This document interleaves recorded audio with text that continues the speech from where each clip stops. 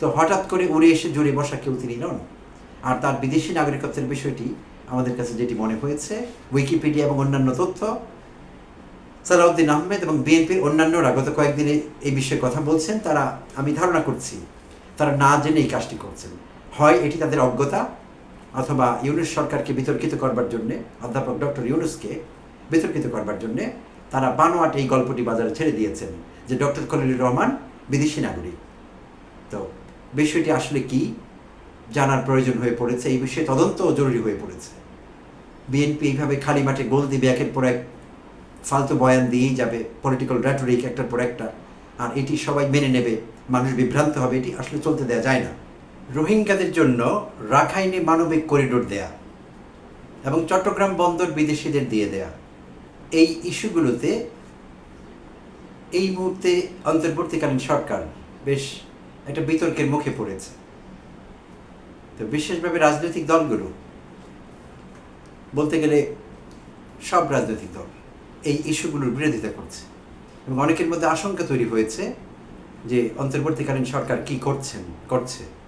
বিশেষভাবে প্রধান উপদেষ্টা অধ্যাপক ডক্টর মোহাম্মদ ইউনূস কেন এইসব করছেন, আমাদের চট্টগ্রাম বন্দরকে কেন বিদেশিদের দিয়ে দিতে হচ্ছে, বা আমাদের রাখাইনকে কেন রোহিঙ্গাদের জন্য মানবিক করিডোর দিতে হবে, এই ইস্যুগুলো নিয়ে কথা উঠছে, সব মহলে আলোচনা চলছে, অনেকেই বিরোধিতা করছেন, বেশিরভাগ রাজনৈতিক দল, এবং বিশেষভাবে এই বিরোধিতায় বিএনপি অতি উচ্চকণ্ঠ। আর তারা বোঝাবার চেষ্টা করছে যে অধ্যাপক ডক্টর মোহাম্মদ ইউনূস দেশ বিরোধী কাজ করছেন, আমাদের স্বাধীনতার সার্বভৌমত্ব চ্যালেঞ্জের মুখে পড়েছে, তার গৃহীত কিছু সিদ্ধান্তের কারণে এরকম আভাস বিএনপি দেওয়ার চেষ্টা করছে। তো আর এই ইস্যুগুলোতে বিশেষভাবে যে দুটো ইস্যু নিয়ে কথা বলছিলাম, চট্টগ্রাম বন্দর এবং রাখাইনে মানবিক করিডোর দেয়া রাখাইনকে, তো এই ইস্যুগুলোতে অন্তর্বর্তীকালীন সরকার তো বিতর্কিত হয়েছে, বা তাদের ঘিরে বিতর্ক সৃষ্টি হয়েছে সরকারকে ঘিরে। বিশেষভাবে যদি বলতে হয়, তাহলে অন্তর্বর্তীকালীন সরকারের এই মুহূর্তে যিনি প্রধান উপদেষ্টার হাই রিপ্রেজেন্টেটিভ আছেন, high representative to Rohingya issues and other priority matters, যিনি আছেন এবং যিনি কিনা একই সঙ্গে জাতীয় নিরাপত্তা উপদেষ্টা ডক্টর খলিলুর রহমান, তিনি বিশেষভাবে বিতর্কিত হয়েছেন।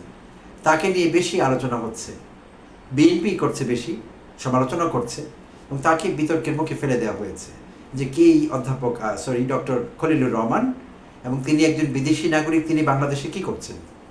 একজন বিদেশি নাগরিকের হাতে বাংলাদেশের গুরুত্বপূর্ণ বিভিন্ন পোর্টফোলিও তুলে দেওয়া হচ্ছে কেন? বিশেষভাবে জাতীয় নিরাপত্তা উপদেষ্টা, তিনি কি করে হলেন? এখানে জাতীয় স্বার্থ কোথায়? এই প্রশ্নগুলো উঠেছে, এবং তাকে নিয়ে বেশ কথাবার্তা হচ্ছে যে কিভাবে তার কাছে বাংলাদেশের জাতীয় নিরাপত্তার বিষয়টি তুলে দেওয়া যায়। তো এই ইস্যুতেই গতকাল 17 মে শনিবার খুলনা সার্কিট হাউসের এখানে সার্কিট হাউস মাঠে যুবদল, স্বেচ্ছাসেবক দল এবং ছাত্রদল আয়োজিত তারুণ্যের সমাবেশে কথা বলছিলেন বিএনপির স্থায়ী কমিটির সদস্য সালাউদ্দিন আহমেদ। তো সালাউদ্দিন আহমেদ এই ইস্যুতে কিছু কথা বলেছেন সেখানে খুলনায়। তিনি সরাসরি অধ্যাপক ডক্টর মোহাম্মদ ইউনূসকে ইঙ্গিত করে বলেছেন, তার জবানিতে শোনা যাক তিনি কি বলছিলেন।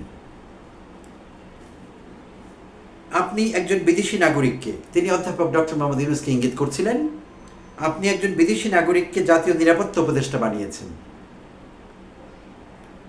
আমাদের দেশের সেনাবাহিনী কিভাবে একজন বিদেশি নাগরিকের কাছে তাদের রিপোর্ট পেশ করবে? তিনি তো বাংলাদেশের জন্য নয়, তার দেশের জন্য কাজ করবেন। জাতীয় নিরাপত্তা উপদেষ্টাকে বিদায় করুন, তিনি দেশকে অস্থির করবার প্ল্যান করছেন, এবং আমরা এটি হতে দিব না।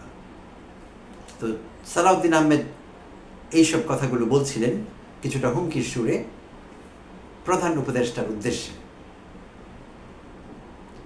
তো সালাউদ্দিন আহমেদ, তাকে চেনেন না বাংলাদেশে এমন লোকের সংখ্যা কম। তিনি ছাত্র জীবন থেকে বিএনপির রাজনীতির সঙ্গে জড়িত। যখন তিনি ঢাকা বিশ্ববিদ্যালয়ের ছাত্র ছিলেন তখন তিনি ছাত্রদল করতেন, হতেই পারে, তাতে আমাদের কোনো প্রবলেম নেই। পরবর্তীতে তিনি ঢাকা বিশ্ববিদ্যালয় থেকে LLB-তে অনার্স LLM করেন, এবং বাংলাদেশ সরকারে বিসিএস পরীক্ষা দিয়ে প্রশাসন ক্যাডারে প্রশাসনিক কর্মকর্তা হিসেবে অ্যাসিস্ট্যান্ট সেক্রেটারি হিসেবে সরকারে যোগদান করেন, ছোট আমলা হিসেবে বলা যেতে পারে, অ্যাসিস্ট্যান্ট সেক্রেটারি। উপজেলাগুলোতে যখন তাদের পোস্টিং হয় আমরা তাদেরকে এসি ল্যান্ড বলি, ম্যাজিস্ট্রেট বলি। সচিবালয় ভিত্তিক পোস্টিং হলে তাদেরকে আমরা অ্যাসিস্ট্যান্ট সেক্রেটারি বলি।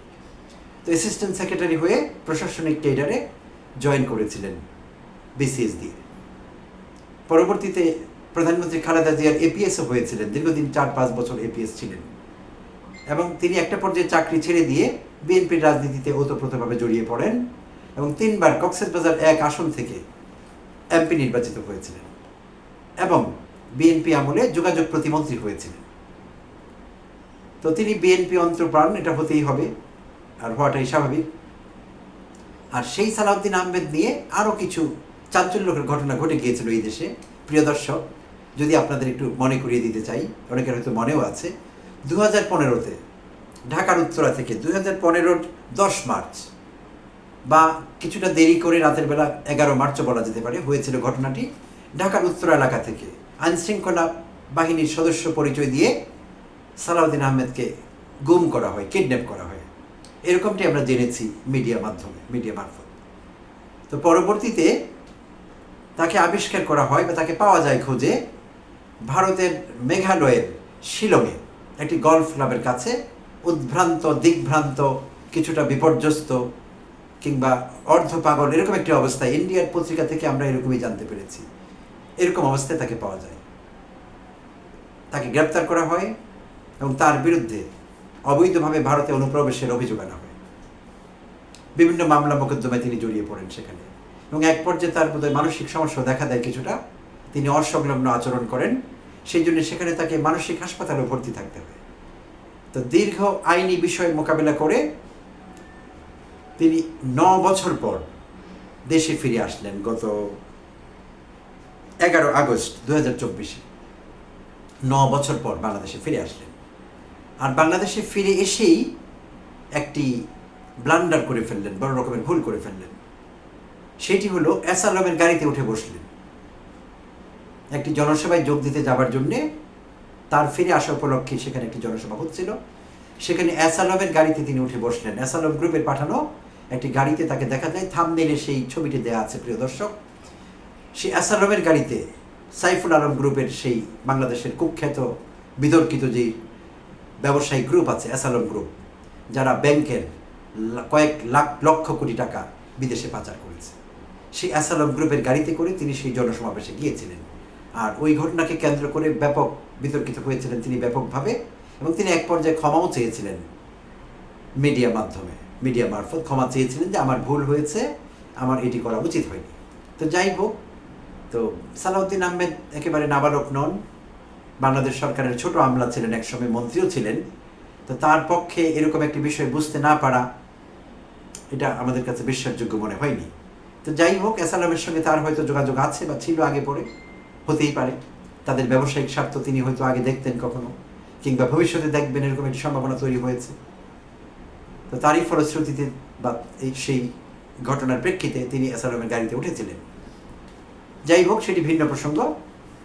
তারপর থেকে আসলে সেই সময়টিতে যখন সালাউদ্দিন আহমেদ ভারতে ছিলেন, আমি ব্যক্তিগতভাবে তার প্রতি অনেক সিম্প্যাথেটিক ছিলাম। আমার খুবই খারাপ লাগতো যে ভদ্রলোক এরকম হঠাৎ গুম হয়ে গেলেন, তাকে দিগ্ভ্রান্ত এবং মানসিকভাবে বিপর্যস্ত অবস্থায় ভারতে পাওয়া গেল এবং বিশাল আইন কানুনের মধ্যে জড়িয়ে পড়লেন এবং সেখানে জেল খাটলেন, মানসিক হসপিটালে থাকলেন। তো তার জন্য আমার খারাপ লাগছিল। বাংলাদেশের অনেকেরই খারাপ লেগেছে, দলমত নির্বিশেষে, আমি নিশ্চিত ওই বিষয়ে, আমারও খারাপ লাগছিল। তো তিনি যখন দেশে ফিরে আসলেন, তো ফিরে আসার পর দেখলাম যে না, উনি বেশ কিছুটা তাজা হয়ে উঠেছেন, রাজনৈতিক কর্মকাণ্ডে বেশ সরব এবং উচ্চকণ্ঠ, এবং অন্তর্বর্তীকালীন সরকারের উপর বেশ সরব এবং সরকারের সমালোচনায় সরব এবং সরকারকে আক্রমণ করেই চলেছেন। আক্রমণাত্মক একটি ভঙ্গি তার মধ্যে আমি লক্ষ্য করলাম। তো মাশাআল্লাহ বলতে হয়, এখন তিনি কিছুটা শারীরিকভাবে মানসিকভাবে তাজা হয়ে উঠেছেন, আগের সেই সালাউদ্দিন আহমেদ নেই। এটি ভালো লক্ষণ, খারাপ না।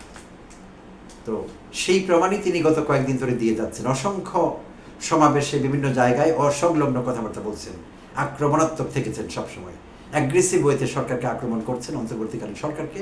সমালোচনা আমরা দেখিনি সেখানে। আসলে সমালোচনায় দুটো বিষয় থাকে, সরকারের কোনো ভালো বিষয় তুলে ধরা, খারাপ বিষয়গুলোর সমালোচনা করা, নিন্দা করা, সেটি ঘটেনি তার আলোচনায়। আক্রমণাত্মকই থেকেছেন বরাবরই। তো যার বিষয়ে তিনি আক্রমণাত্মক থাকলেন বিশেষভাবে ব্যক্তি ডক্টর খলিলুর রহমান, তাকে তিনি যেভাবে আক্রমণ করে কথা বললেন যে খলিলুর রহমান বিদেশি নাগরিক, এটি একটি চাঞ্চল্যকর তথ্য বটে।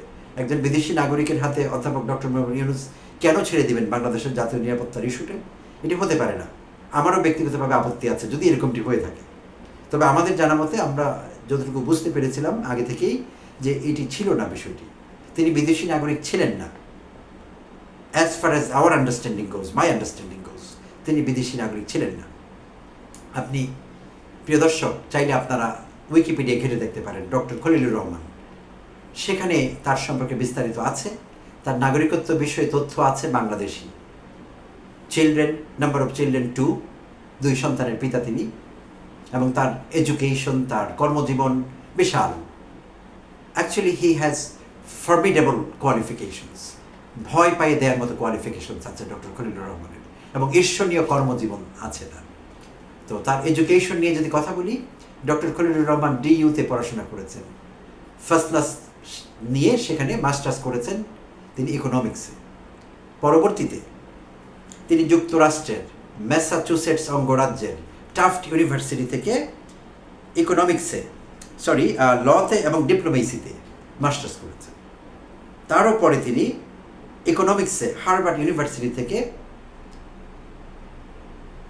PhD করেছেন, এবং বাংলাদেশ সরকারের ফরেন সার্ভিসে জয়েন করেছিলেন। তার আগে তিনি আমেরিকান এক্সপ্রেস ব্যাংকে কিছুদিন ছিলেন ছাত্রজীবন শেষ করার পর।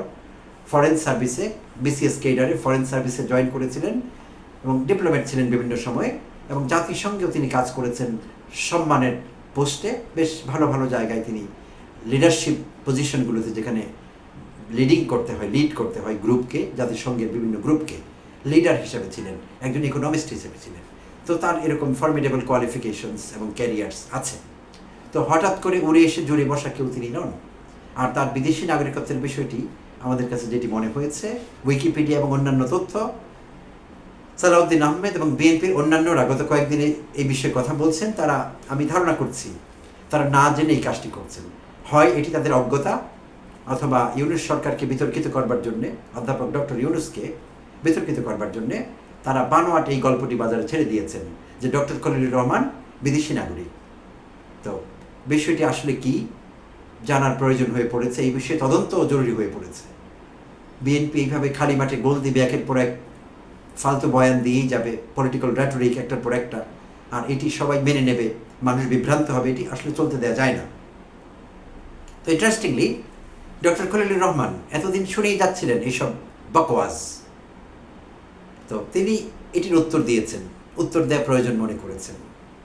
তো তিনি বলেছেন, ডক্টর খলিলুর রহমান বলেন, আমি একজন বাংলাদেশি নাগরিক হিসেবে আমার অধিকার পূর্ণ মাত্রায় প্রয়োগ করতে প্রস্তুত। অভিযোগ প্রমাণের ভার সেই ব্যক্তির ওপর বর্তায় যিনি এটি করেছেন। প্রয়োজনে এটি আদালতের সামনে প্রমাণ করতে হবে। প্রিয় দর্শক, নিশ্চয়ই আপনাদের জানা আছে, এটিকে আমরা বার্ডেন অফ প্রুফ বলি আইনের ভাষায়। সো বার্ডেন অফ প্রুফ তার কাছে যে এলিগেশন দায়ের করছে, যে কমপ্লেন করছে, অভিযোগ করছে। তো যেহেতু সালাউদ্দিন আহমেদ অভিযোগ করেছেন সুনির্দিষ্টভাবে এবং সরকারকে চার্জ করেছেন দোস্তির মতো, তো এই দায়িত্ব, বার্ডেন অফ প্রুফ কিন্তু সালাউদ্দিন আহমেদের উপরেই গেল। সালাউদ্দিন আহমেদকে এটি প্রমাণ করতে হবে, বিএনপিকে এটি প্রমাণ করতে হবে। তারা যা বলছিলেন গত কয়েকদিন, এবং গতকাল সালাউদ্দিন আহমেদ যা বললেন খুলনায়, তাদের এই কথা সত্যি। ডক্টর খলিলুর রহমানের দ্বৈত নাগরিকত্ব আছে, থাকলে জাতিকে সেটি জানাতে হবে। তাদের কাছে কী তথ্য উপাত্ত আছে, সেই তথ্য উপাত্ত পেশ করে আমাদের জানাতে হবে তিনি কোন দেশের নাগরিকত্ব নিয়েছেন, তার দ্বিতীয় নাগরিকত্বটি কোন দেশের, কবে নিয়েছেন। এই বিষয়গুলো জানবার অধিকার আমাদের আছে। না হলে আমরা ধরে নিব বিএনপি মিথ্যাচারিতা করছে, মিথ্যাবাদিতার আশ্রয় নিয়েছে, মিথ্যে বলছে ইচ্ছাকৃতভাবে, ইন্টেনশনাল। তো বিএনপির উপরে দায়িত্ব থাকলো, বিশেষভাবে সালাউদ্দিন আহমেদের উপর। তাদের বক্তব্যে তারা যদি অটল থাকেন, সেটি প্রমাণ করবেন জাতির কাছে। আর যদি না হয়, তারা যদি প্রমাণ করতে না পারেন, তাহলে ডক্টর খলিলুর রহমানকে বলবো এবং অন্তর্বর্তীকালীন সরকারকে বলবো, যারা যারা এইসব অপপ্রচার চালাচ্ছে তাদের আইনের আওতায় আনবার জন্যে, তাদেরকে প্রসিকিউট করবার জন্যে। কারণ এগুলোর উদ্দেশ্য একটাই হতে পারে, সরকারকে ডিস্টেবিলাইজ করা। আমরা আর কোনো উদ্দেশ্য এখানে দেখতে পাচ্ছি না।